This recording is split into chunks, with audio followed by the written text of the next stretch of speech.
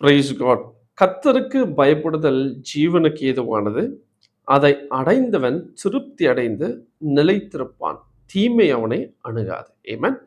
கர்த்தருக்கு பயப்படுதல் அது ஜீவனுக்கு ஏதுவானது. அது என்றால், அது வாழ்க்கைக்கு ஏதுவான ஒரு அனுபவங்கள். அதேபோல அதை அடைந்தவன் திருப்தி அடைவான். வாழ்க்கைக்கு ஏதுவான வாழ்க்கையை வாழ்கிறவன் அல்லது கர்த்தருக்கு பயப்படுகிற வாழுகிறவன் திருப்தி அடைகிற ஒரு அனுபவங்கள். ஆமென். அவன் கர்த்தரை மதித்து நல்ல வாழ்க்கையை பெறுகிற ஒரு அனுபவங்கள் இதை காணப்படுகிறது. ஆமென்.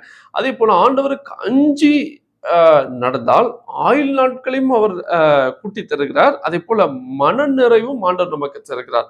அப்படி அடைந்தவனுக்கு, அப்படிப்பட்ட அனுபவங்கள் உள்ளவர்களுக்கு தீங்கு, ஆமென், தீங்கு அவரை அணுகாது. ஆமென். துன்பங்களை பற்றி கவலைப்பட வேண்டிய அவசியம் இல்ல.